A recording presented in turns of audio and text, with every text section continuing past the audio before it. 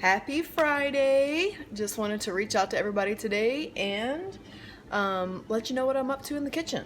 So this is a kind of unplanned little banana bread baking session, and the reason why I'm doing this is because my bananas are right there at the point where I'm gonna have to do something with them or just throw them away. You guys know I'm not about that life of throwing stuff away. So a lot of times I will take my leftover bananas and I'll just chop them up into little chunks and freeze them because I use that a lot when I make smoothies. But today I'm in the mood to make bread.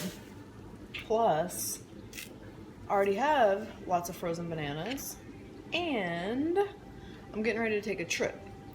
So when I'm on a road trip, you know, I've got to have something that I can enjoy. Plus, there's always people on the other side that I can share with. So I'm doing this today, and I'm actually making a double recipe because the recipe that I found didn't really, in my opinion, have enough ingredients to, or ratio or portions of ingredients to even make this worth my time of getting into it. And they only, in their recipe, only needed 2 bananas, and I have 4. So I could have followed their little basic recipe and just gone, you know, frozen 2 of my bananas and used 2 of them in the recipe, or just over bananaed the recipe. But because honestly, like the flour was like a total of like 2 cups. Like, that's not gonna get me nowhere. Wasn't even that much. So I'm like, no. I need more portion than this. I cannot just work with that. If I'm getting in the kitchen, I'm gonna do something big. So that's what I'm doing.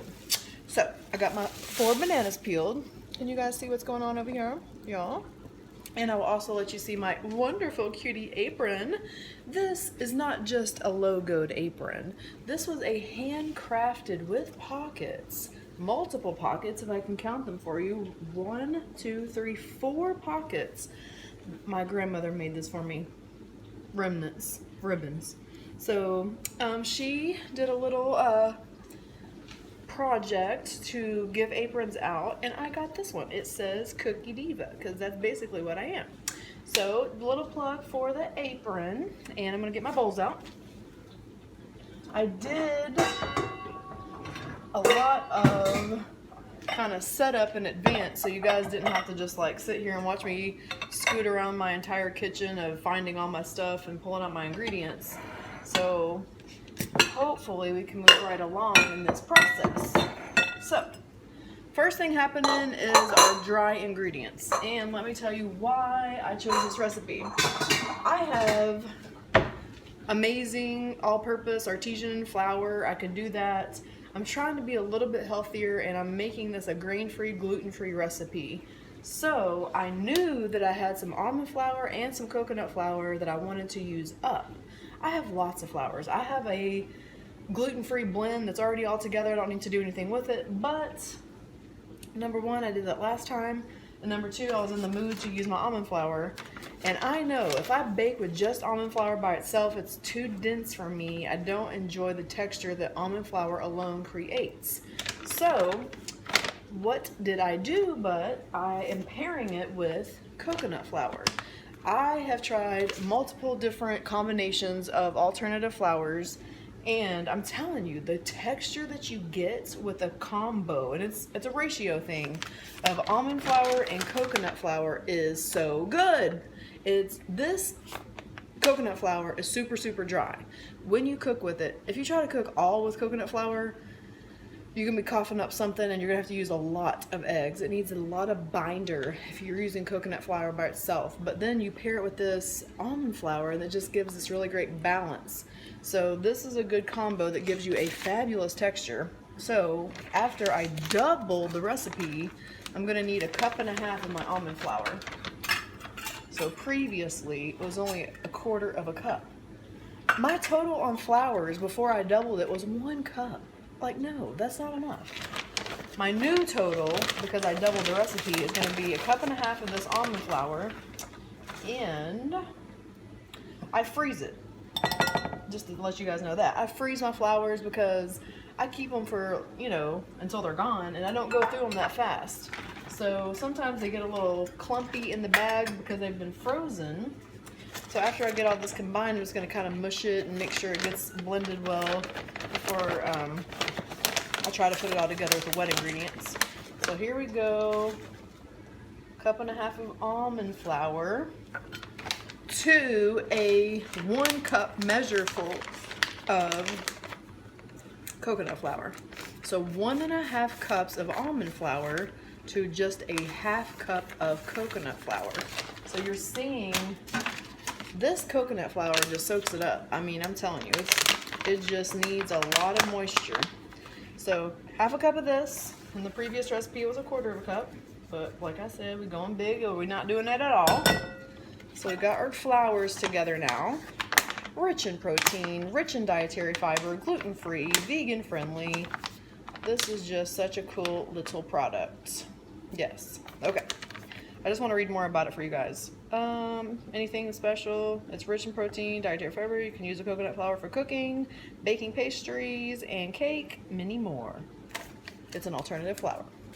We're using it today, and I don't like using it by itself. I don't like using almond flour by itself, nor do I like to use coconut flour by itself. Now, leavening. We're going to get 1.5 teaspoons of baking soda. The soda is our leavening agent of choice tonight.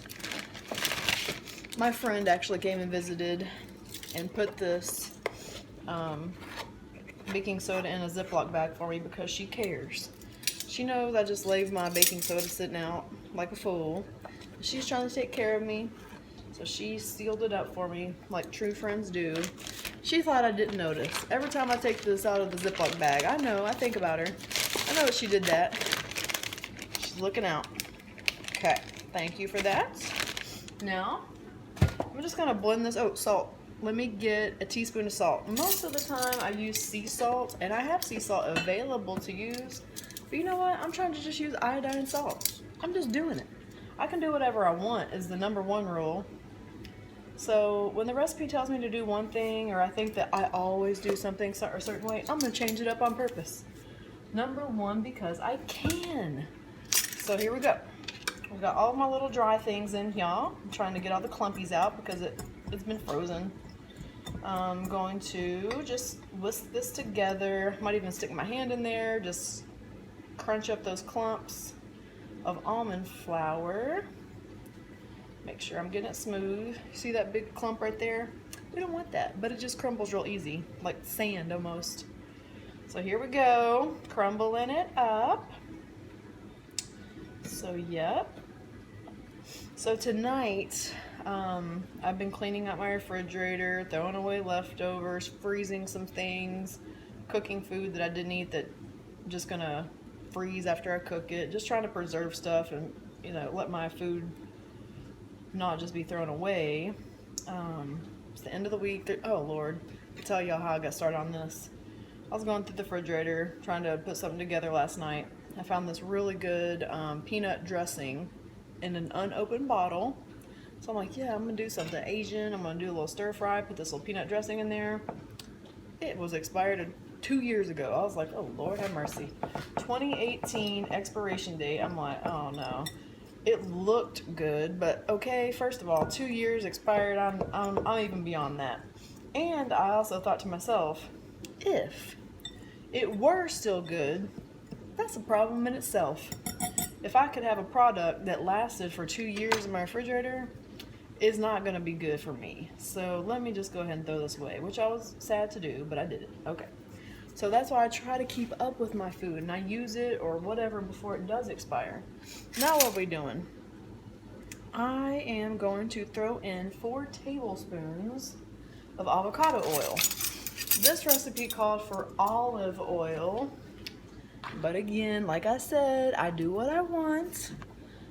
And just because I can, I'm using this avocado oil. So I gotta make it me. I gotta mix it up a bit. So let's see, we got 1,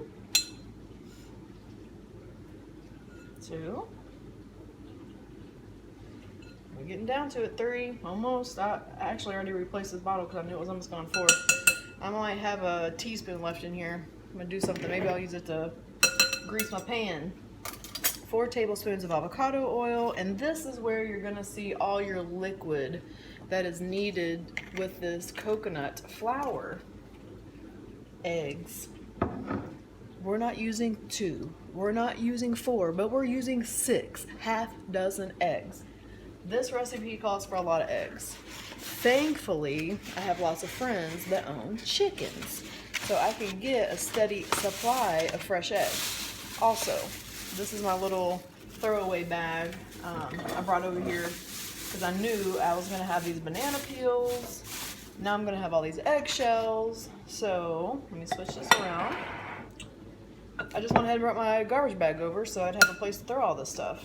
So there we are, 1 egg. Come to me. 2. 3. I have 3 nieces, 2 of which are 6 years old, and we have already been baking together for several years. And you know what makes me so proud? One of their most fun parts, we got 4 or 5, 1 more egg in here, is they love to crack the eggs. I feel like, Lord, that's the hardest part. I wouldn't want that kind of responsibility as a 6-year-old, worried about getting shells in there, but they just feel so like, oh my God, they're the bomb. Like, proud of themselves when they are able to crack the eggs and they don't get a shell. It is a big deal. I'm proud of them too. So, if they want to crack the eggs for me, I'm on it. Let them do it, because for me, it's not my favorite thing. So we getting a little whisk in here on our eggs. Just blend them up with your oil. What ingredients do I have? Sweetener. So we know that our bananas themselves are sweet. These weren't completely overripe where, you know, they're black, which I've done that before. And the blacker the berry, the sweeter the juice is what I have heard. The browner the banana, the sweeter the content in there. So these are not that overripe where I know I'm not getting all that sweetness from the banana, but the recipe does call for a natural sweetener. I'm using maple syrup. You can use honey, maple syrup. I even have like coconut sugar, date sugar, and things like that, but I do like this, and it's liquid, which I'm gonna need this liquidiness for my coconut flour, soaking up everything. So with the recipe doubled, I need a 1/2 cup of maple syrup. This is 100% pure. This is not Aunt Jemima fake sugar water. This is actual from a tree, probably in Vermont, but I'll read and see where it came from. Maple syrup. About down to that as well. Yes. There we are. This came from Aldi because Aldi is my jam, but a lot of times I will pick up products like that at like Marshall's or Home Goods and stuff like that. They have good quality products that I really like, and like this coconut flour that I'm using came from there. So one more thing I want to dash in here. I have some homemade vanilla. This came from my auntie several years ago. She made these as Christmas gifts, and these are the bomb. There are real vanilla beans in here. I believe she made hers with vodka. I like to use mine, I'll make mine with bourbon sometimes, especially because I'm a Kentucky girl. I like to put bourbon in my stuff. It gives it a great flavor, but letting your natural vanilla beans soak in whatever your choice of alcohol is, it is the bomb. And every now and then you get a little bit of split. You get some little vanilla beans down in there. They just splash right into your recipe, and they are fabulous. And oh yeah, I got some vanilla beans in here. I'm gonna have to get close and let you see this one. Let me bring it all over here. Get that little close up on the beans. You see the vanilla beans floating in there? Oh yeah, oh yeah, oh yeah, oh yeah. So I'm gonna mix them in, and so I'm generous with my vanilla extract. I like the flavor of it. I'm not scared to use it. It is delicious. And I like to make it too. So here we go. We've got our vanilla extract in here. We've got our sweetener with the maple syrup. Only thing I'm missing that I haven't put together is these bananas. And I'm just doing it by hand. I'm sorry, my hands are clean. I've scrubbed my nails. Everything's, you know, good to go. So I'm just squeezing these bananas right in here with love. Getting them in there. And the last thing in this recipe is any mix-ins that you might want. So you could just put it in the oven as is, or you could mix in some nuts, which for me, I love walnuts. Chocolate chips, that's another favorite for me. Berries. And so since I am sharing this, I know that personally I am more of the chocolate chip lover, and I will do that for myself. I had a little napkin over here for myself too. But because I'm sharing, I'm gonna do a split recipe. So I'm not gonna put all the mix-ins in one bowl. I'm gonna blend the batter together, and then I'll split the batter so I can put some blueberries in one, and I'm gonna do chocolate chips in the other half or quarter, however much I figure I'm gonna make of that. I also pulled out a few different baking things. I have a regular cupcake muffin tin, I have the mini muffin tin, and I also have like a small, I would guess it's 8 by 4, 8 by 6. It's not a perfect square, little glass dish. So I might do the chocolate chip bread in that, and then let the rest of it be berries. Maybe I'll do the mini muffins with just nuts, and then I'll do the little mini casserole dish with chocolate chips. I can cut that into squares. And then, does everybody have a favorite mixing spoon? This one says, eat well, laugh often, love much. So I'll mix that up with this one. Yeah, so berries in the regular cupcake tins, just nuts in the mini pan, and my chocolate chips in the casserole dish.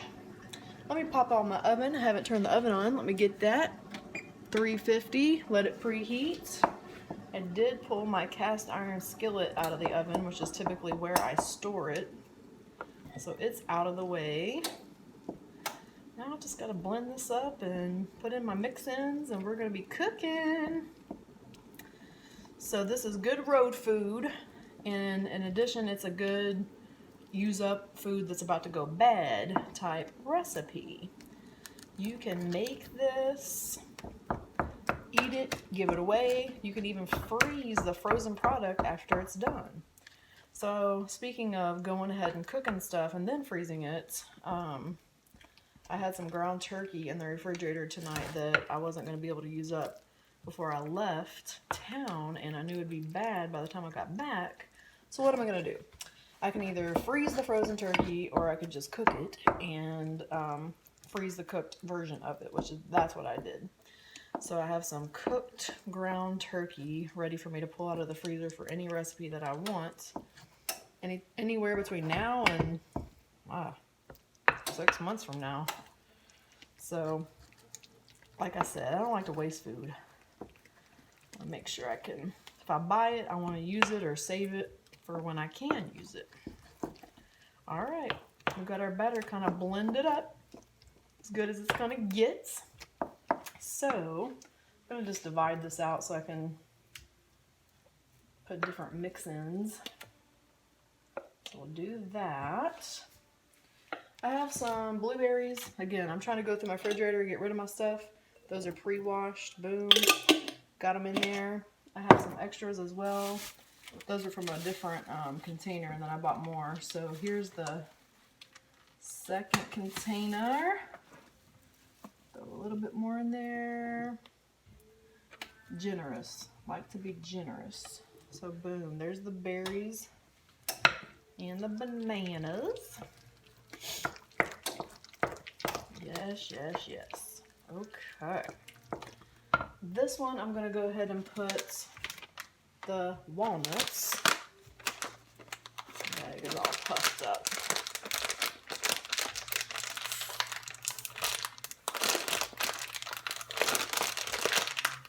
Come on, man. I want this to open without making a huge explosion. Scissors. No scissors. Alright. Might have to get a knife. Oh, I'm gonna grab my scissors.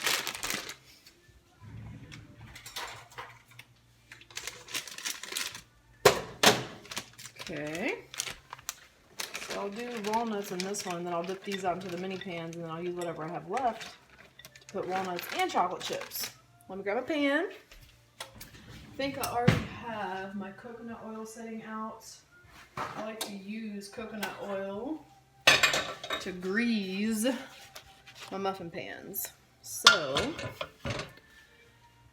I have coconut oil. Just gonna throw it on a paper towel and grease the pan with that. So there's my coconut oil on the napkin. So yes, I am thankful that I'll have these muffins for the trip. I'll have them to share. They're grain-free, they're low in sugar, high in fiber, high in protein with that coconut flour and eggs in there, a lot of eggs. So this is a healthy choice for me to take on the road. Not feel like I'm deprived of anything yummy and good, and it pairs very well with coffee. This week, I like to bake usually like once a week. So this week I had a gluten-free blueberry muffin, and I made them. They lasted all week. I gave half of them away, and then worked on the other half throughout the week. But they were just so good. So mornings are busy for me. My whole day's busy, but I really like to have coffee, and then usually after a few calls or a few emails or whatever I'm in the middle of, I'll be able to warm myself up a muffin to enjoy with the rest of my coffee. And it was just special. I like to have that. So these muffins can be used for the same thing, whatever I have left over after my trip. Probably eat one or two on my road trip. Depends on how long the journey takes me. Alright, so we got 9 of these cups filled up. I think I can get at least 2 more. I don't have to have an even dozen. I mean, like I said, y'all, you know I do what I want. It doesn't have to be exactly 12 in here. So let me just get what I can. We're gonna have 11 blueberry banana muffins. Okay. This little cup had a little too many. This one didn't have enough. So we're gonna even this out a little bit. You seeing this? Yeah, here we are.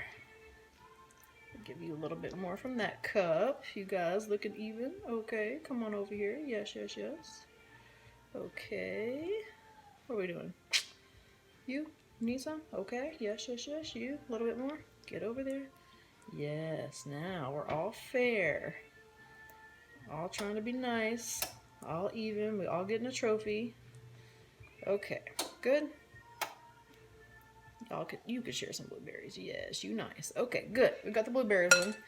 And my oven's not preheated yet because I messed up and I didn't heat it. So I'm just let these sit on the counter and my oven gets where it needs to go while I fill up the mini tin. So back to my little napkin. I'm actually going to put a little bit more coconut oil on there. Do you guys love these little mini tins? These are so fun. I like to make all kinds of different things in these little mini muffin cups. I'll make brownies. I'll make like a little cookie thing. Muffins, of course. I don't usually make quiche this little. If I'm going to make a little egg cup, I'll put it in the regular size one. But I like these for like sweets. Things that you don't need too much of. Okay, now let me blend together these walnuts. Get those nice in there. Usually I'll just use like a little teaspoon to scoop these out. See if my tablespoon will work that I used to measure out my ingredients. Use what I got already. Okay. Get you in here. Let's get you going. Oh yeah. Walnut banana bites. I do like these. The last thing I think I made in my mini tin was like a little pumpkin muffin. And I don't know, it's funny, like sometimes the texture of these alternative gluten-free recipes, they're not all that. Like this almond coconut blend is very good. I do like it. But when you make a mini version of it, it's like you just pop it in your mouth. You don't have enough time to even realize the texture's weird. So these little mini muffin tins are a lifesaver when you're trying to try something new or don't know exactly like how something will turn out, or if you're sharing it and people are like, what was that? Oh, never mind, it's already gone. I already swallowed it. So anyways, good way to share something that might have like a little bit of a different texture. So I did go all the way with these and I made 12 even because I got enough. All right, we good? Good, good, good. Last one. Rest of this gets chocolate. So I have mini chocolate chips, semi-sweet, 100% real chocolate. There's all kinds of different brands of chocolate I use. Ghirardelli is my favorite, but there's like Lily's has this stevia sweetened chocolate, so there's a lot less calories, no sugars. And there's Real Life, I think is the name of it. I'll have to look and see. I used to buy those. It's also stevia sweetened and no dairy in those at all. They're a good product. Okay, now I have this little casserole dish. Glass Pyrex. It is 8 by 6. I was right. And 2 inches deep. Okay, so I'm gonna whirl some little coconut oil around in here. Need a little bit more. So that way we can try to make this non-stick. And you heard my oven beep, so it means it's preheated. So here we go. This is gonna be my favorite one, I already know. We can just cut this into squares, have like little banana chip bars. It will be so delicious. So here we go, just smooth it out.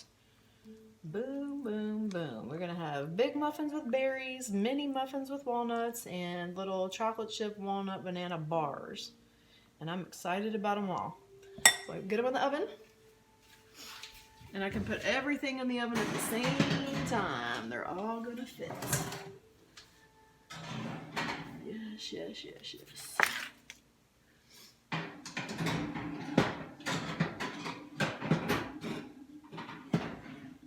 Okay. That's it for Beth's Kitchen episode Banana Muffins. I won't let y'all have to sit here and watch for the cleanup, but have a good Friday. Have a happy weekend, and we'll be back with more fun recipes. I can't even plan them out. This is just as it comes to me, as I decide what to do. I'm just going to invite you guys to join along and enjoy the show. See ya. Make sure, like, subscribe. I mean, let's make this video something that a lot of people can enjoy and watch. Subscribe to my channel. Thank you. Love y'all.